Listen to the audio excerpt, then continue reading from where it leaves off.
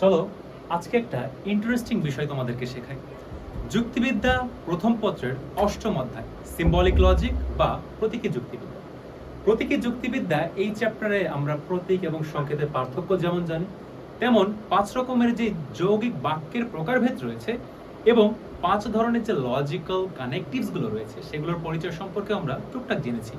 কিন্তু একটা স্টেটমেন্ট বা একটা বাক্য সেটা ট্রু নাকি ফলস, এই যে ট্রুথ ভ্যালু যেটাকে বলা হয়, এটা আমরা কিভাবে নির্ণয় করব?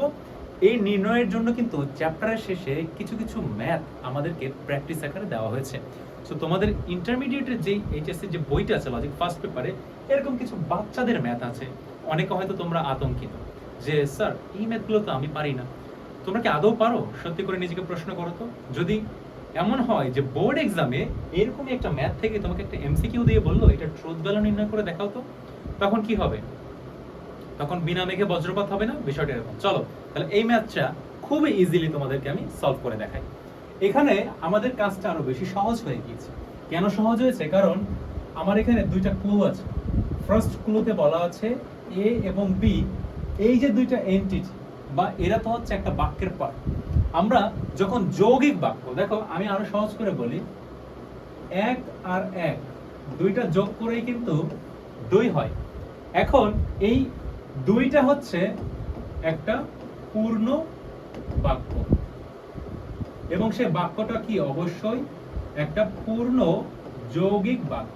এখন একটা পূর্ণ যৌগিক বাক্য, এটাকে আমি দুই ভাগে স্প্লিট করব, ভাগ করে দিলাম, তখন আমি একটা বাক্যের একটি অংশ পেলাম এবং আরো একটি অংশ পেলাম। তাহলে এই বাক্যের কিন্তু দুইটা অংশ।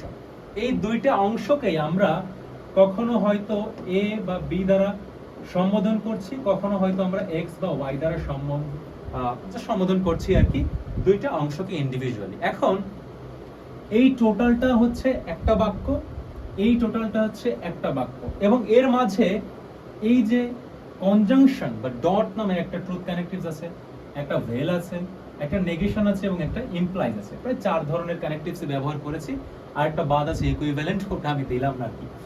এখন পরের সেন্টেন্সে এই ম্যাথটা সলভ করার সময় আমরা কিভাবে প্রসিড করব? প্রথমে আমাদের কাজ হবে এ বি এক্স ওয়াই এই জাতীয় যে কম্পোনেন্ট গুলো আছে, এরা কোনটা ট্রু এবং কোনটা ফলস, এটা আমাদের মানটা বসিয়ে দেওয়া জরুরি। আমি ব্র্যাকেট দিলাম।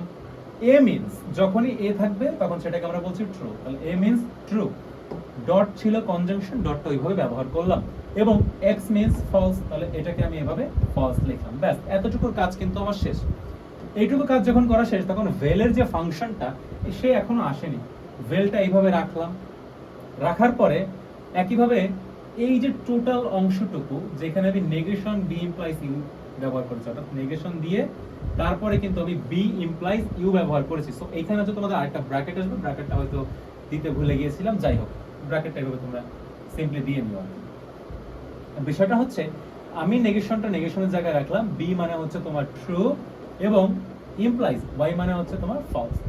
True implies false. আচ্ছা, এতটুকু পর্যন্ত আমার কাজ শেষ।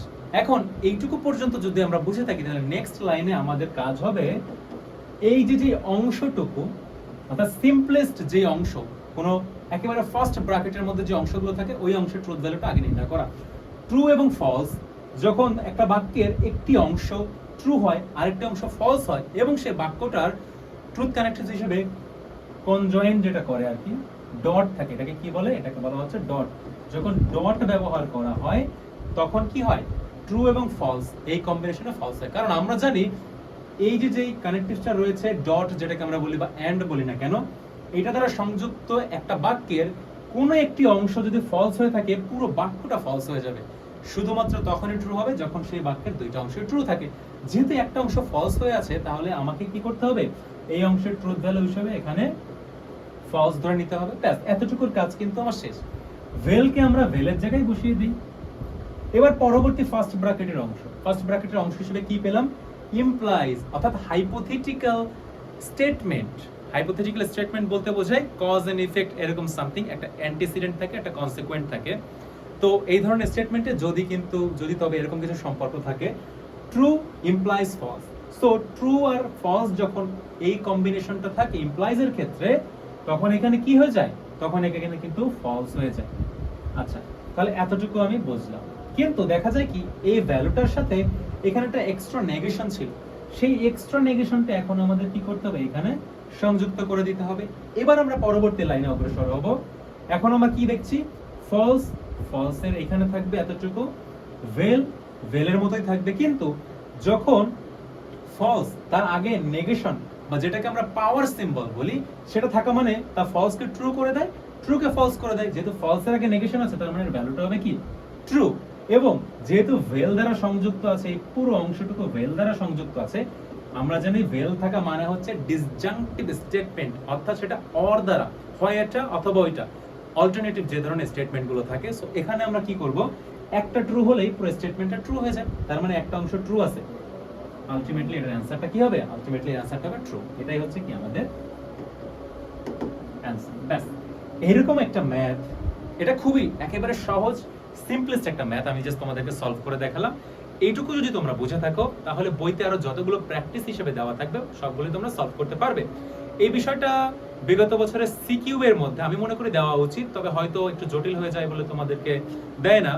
তারপরেও হয়তো এমসিকিউ তে যদি এবার চলে আসে তাহলে তখন তো অন্যান্য স্টুডেন্টরা না পারলেও অ্যাটলিস্ট যে ভিডিওটা দেখছো এই মুহূর্তে তোমরা যারা লজিকের স্টুডেন্ট আছো তারা যেন অ্যাটলিস্ট এটা পারো, সেই বিষয়টা নিশ্চিত করাই ছিল আমার মূল লক্ষ্য।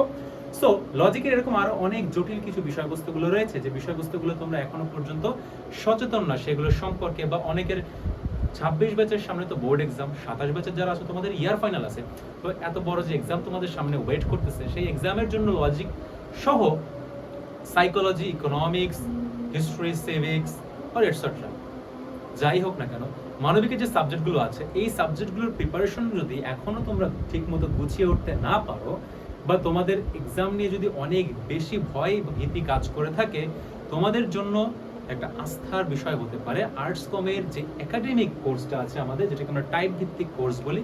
টাইপ ভিত্তিক বলা এই জন্যই কারণ আর্টস কমের এই কোর্সটাতে বোধ মানবিকের এবং ব্যবসায় শিক্ষা যারা স্টুডেন্ট আছো তোমাদের গ্রুপ সাবজেক্টগুলো প্রায় প্রত্যেকটা সাবজেক্টের এখানে ক্লাস দেওয়া আছে, প্রতিটা সাবজেক্টের চ্যাপ্টার অ্যানালাইসিস করে দেওয়া আছে এবং টপিক অ্যানালাইসিস করে দেওয়া আছে, কোন টপিকগুলো পড়তে হবে, কোনগুলো স্কিপ করতে হবে, কোনগুলো বেশি ইম্পর্টেন্ট সিকিউর জন্য অথবা এমসিকিউর জন্য। এই বিষয়গুলো জেনে গেলে কিন্তু স্টুডেন্টদের জন্য পরীক্ষায় প্রিপারেশনটা নিতে আর একটু বেশি সহজ হয়। সো যারা এখনো পর্যন্ত দুশ্চিন্তাগ্রস্ত রয়েছে, দুশ্চিন্তার সময় শেষ, সামনে যেহেতু পরীক্ষা আর বেশি দেরি করা হয়তো ঠিক হবে না, হবে কি হবে না, সেই জন্য তোমরা কিন্তু চাইলে এখনই এনরোল করতে পারো আমাদের এই টাইপ ভিত্তিক অ্যানালাইসিস কোর্সে, এবং কোর্সের বিস্তারিত সহ যদি ডিসকাউন্ট লুফে নিতে চাও অবশ্যই জানতে চাইলে আমাদের ফেসবুক পেজে তোমরা মেসেজ দিতে পারো অথবা যোগাযোগ করতে পারো কিন্তু নিচে দেওয়া যে নম্বরটা এই নম্বরটাতে। So thank you everyone, wish you all the best.